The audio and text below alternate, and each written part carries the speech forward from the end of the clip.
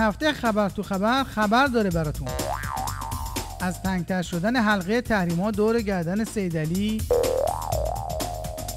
که با محدودیت‌های جدید نفتی ژاپن و کره جنوبی و قطع پروازهای خیلی از شرکت‌های هواپیمایی بدجوری حال عثمان رو گرفته، ادامه سقوط ارزش ریال و غلاف کردن بحث قطعنامه‌ها کاغذ پاره است توسط احمدی نژاد و ادامه کباب شدن عظما تو منطقه با ضربات بیشتری که دیکتاتور سوریه خورده و کشف شبکه‌های جاسوسی آخوندا تو یمن و آذربایجان. تو شیر آخوندی هر کی تو کاری دخالت میکنه که اصلا بهش نمیاد. آخوند از فوتبال میگه. مدارک و مستندات باشگاه‌های لیگ حرفه‌ای فوتبال جدید هم بنا به درخواست فیفا و AFC صدور مجوز حرفه‌ای توسط فیفا ثبت نام در لیگ قهرمانان AFC و پاسدار چلوسیده بریده بعد از شکست توی جا زدن خودش به عنوان فیلسوف حالا نظرات کارشناسی سینما میده. سنگ بنای اولیه اون چه که بعد شد صنعت سینما، یعنی بحث نورشناسی، بحث عدسی مقعر، محدب، اتاق تاریک، تمام اینا نظریات امثال ابن هیثم و فیزیکدانان و نورشناسان مسلمانه. یعنی سنگ بنای صنعت سینما در جهان اسلام و تمدن اسلامی ریخته شد. اما ببین تو سینما ما تو سریال ما این 10 روزی که پارومین میگذره نشون بده، این عقبر نشون دادیم تماشاچی ما همراه نشده. دو حال پیش میاد، یا این رزمنده قدیس میشه یا امول میشه، میگن گفتن برو رو مین، اینا گفت الله اکبر یا علی رفتن رو مین. آقای شامردی زاده ما اصطلاحاً بهشون میگیم مرشد دیگه، چون مرشد 57 موندن، یعنی هم تو یخ بسته از سالی 57 ادامه میدن. فیروز آبادی جفا میپره تو عرصه اقتصاد و میگه کی به کیه؟ امام گفته اقتصاد مال هم نوعان منه. آخوندی که دشمن موزیک بود سوار کلید صلح میشه.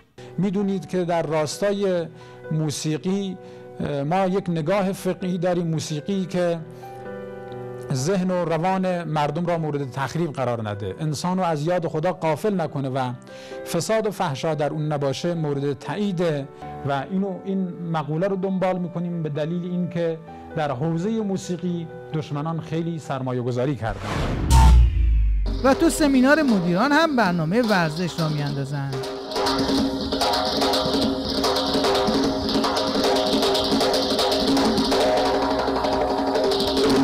فقط رسانه‌های اینا بی‌ربطی پخش نکنن، طنزش نکنن.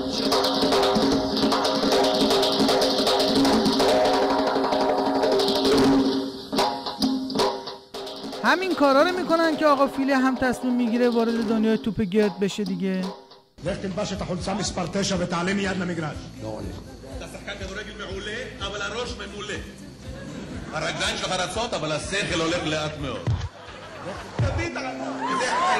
زي حي زي كدوري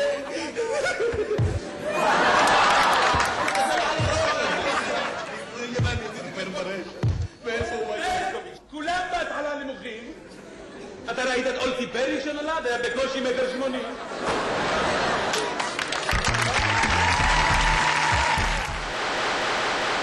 زیر سقف کشف تاریخی جغرافیایی احمدی نژاد که نشون داد انگلیس جزیره‌ای در غرب آفریقاست، دکتر علفی‌های نظام تو عرصه تاریخ و جغرافیا برای خودشون 4 نعل میتازن. کاندید نوبل تاریخ همون پاسدار بریده که مثل پیشکسوت‌های بریدگی سپاه رحیم صفوی و محسن رضایی رفته دنبال فیگورهای فرهنگی. چون زمانی که قرآن نازل شد ایران و غیر ایران نبود، اینا بعداً درست شد. پس فقط تو بودی و امامت؟ کاندید نوبل ریاضیات این آقای مدیر در سیستم مالی نظامه. جمع واگذاری ها بوده 7,422,865 میلیون ریال، یا اینجوری 7,422 میلیون ریال. 7000 میلیارد 7000 میلیارد ریال 7000 میلیارد ریال 7000 میلیارد ریال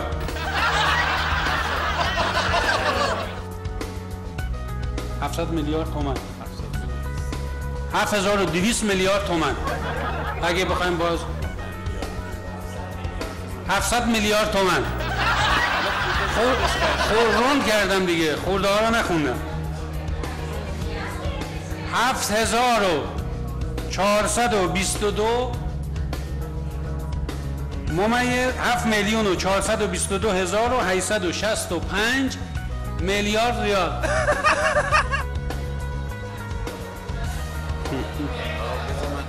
خب مشکل رفت شد میخواد یه بار دیگه بخونم. برای بخش دروغسگی این هفته مثل همیشه رقابت خیلی فشرده بود. احمدی نژاد که جاش تو صدر جدول تثبیته، دعوا بر سر مقام‌های بعدی بود. دادستان راستگوی رژیم در تهران وسط بحران ارضی رژیم که عالم آدم در مورد ریشه ها و دلایلش بحث میکنن میگه دادستان تهران گفت تاکنون 30 نفر از متهمان اصلی اخلال در بازار ارز کشور بازداشت شده و کارشناسان مجرب تحقیقات از آنان را آغاز کردند. دولت‌آبادی نمیتونه با این حرف به مقام اول دروغسگی برسه، چون نصفش راسته، همه چی زیر سر یه عده جنایتکار سودجوست. قسمت دروغش اینه که اینا دستگیر نشدن، فعلا در موضع دستگیر کردن مردم هستن. البته نوبت دستگیریشون هم میرسه. شرکت کننده بعدی گزارشگر تیویریشه که خلاصه حرفاش اینه که هر چی فیلم از قیام سوریه دیدیم ساختگیه. سوریه آرومه و هیچ خبری هم نیست. خدمت بینندگان عزیز شبکه خبر عرض کنیم ما همکنون در ورودی شهر طرطوس یکی از شهرهای کشور سوریه هستیم و ما داریم وارد این شهر میشیم تا از حال و هوای این شهر گزارش‌هایی رو تقدیم حضور شما خوبان و بینندگان خوب شبکه خبر تقدیم کنیم.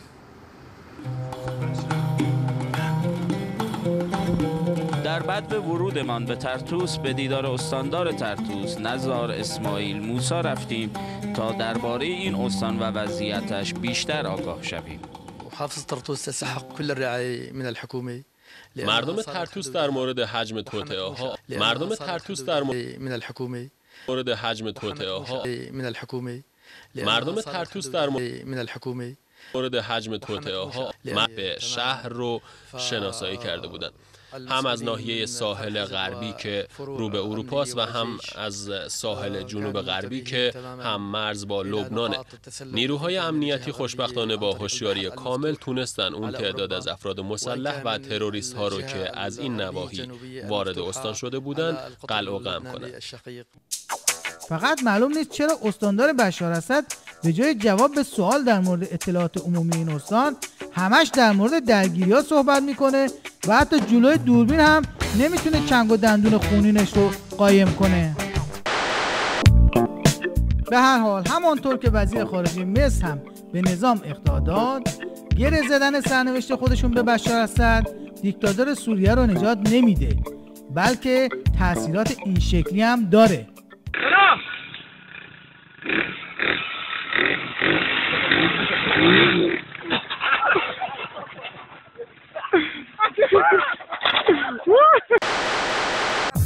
انعکاس بدبختی‌های نظام تو بیت و دوروبر بیت عظما رو از حاج منصور عرضی مداح خصوصی خامنه‌ای بشنویم که آب پاکی رو ریخت رو دم و دستگاه خامنه‌ای و گفت همه به آقا حرف نامربوط میزنن.